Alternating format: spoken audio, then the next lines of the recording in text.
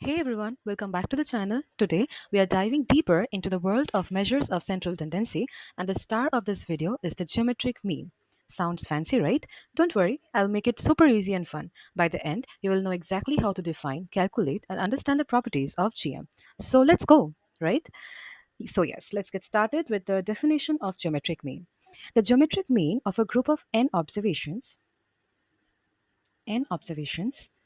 is defined as the nth root of their product.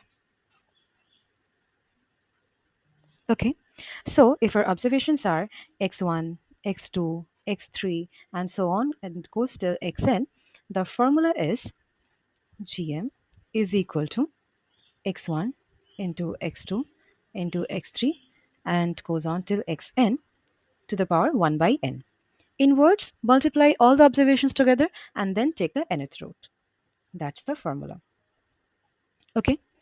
Now, for the formula of frequency distribution of GM, we write it as GM is equal to x1 to the power f1 into x2 to the power f2, and it goes on till xn to the power fn and to the power whole to the power 1 by n, where f1, f2, which goes on till fn, is the frequencies of each observation.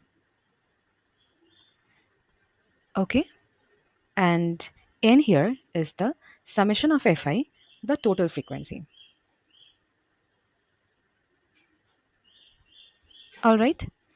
So this is the formula for frequency distribution.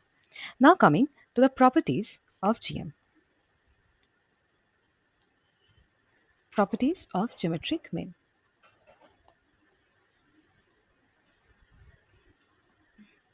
Yes. So the first property is this.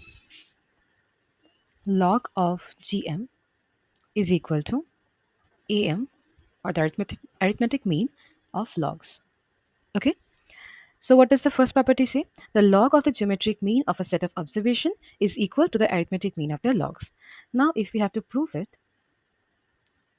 we will start with GM, the formula, which is x1 into x2, which goes on till xn to the power 1 by n.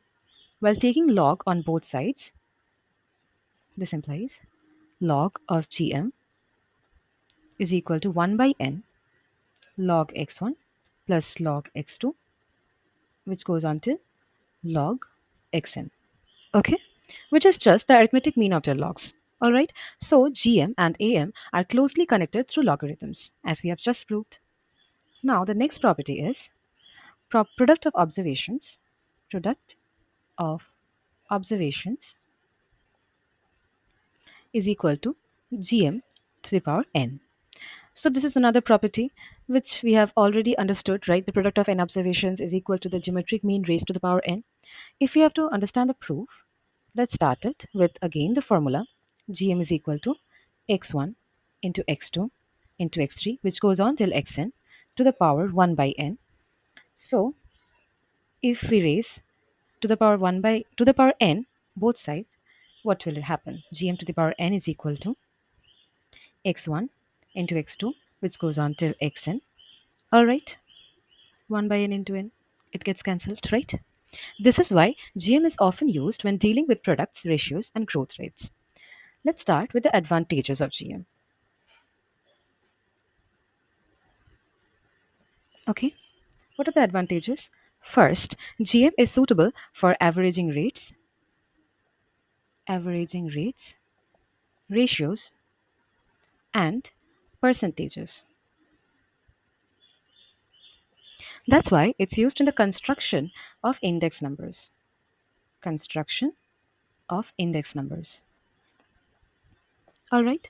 Number two is the GM of a composite group can be determined if the GM and the number of observations in each constituent group are known. Basically, it's super handy for grouped data. All right, let me write the statement. The GM of a composite group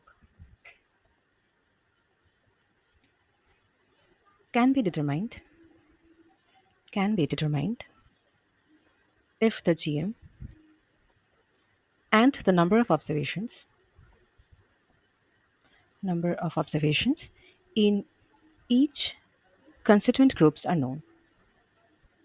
Constituent group are known. As I said, it's super handy for group data.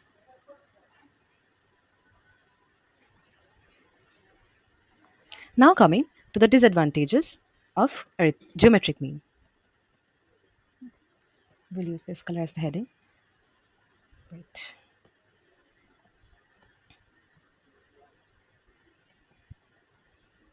Disadvantages of GM.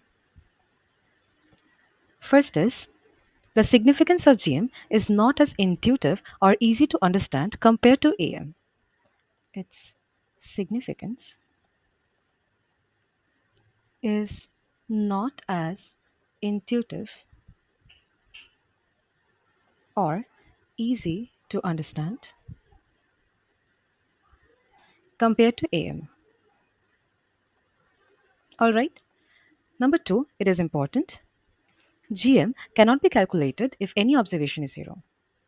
Cannot be calculated if any of the observation is zero. Right? Since the product would be zero, right? The product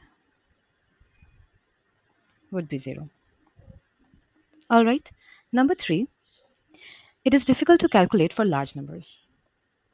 You have to make the product, you have to get the value of the product of all the values. So that's a huge number. So we usually do not prefer to use GM while handling large numbers.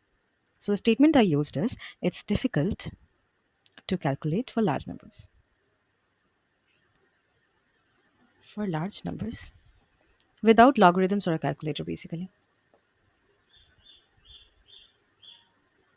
Without logarithms or a calculator.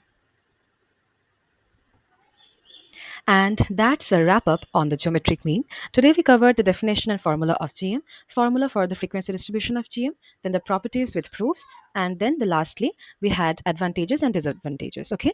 For the next video, we'll continue our stats journey with a harmonic mean, the third type of mean, and then keep practicing, stay curious, and don't forget to like, share, and subscribe for more fun lessons in statistics. This is Aaheli Bhattacharya signing off. Bye. Take care.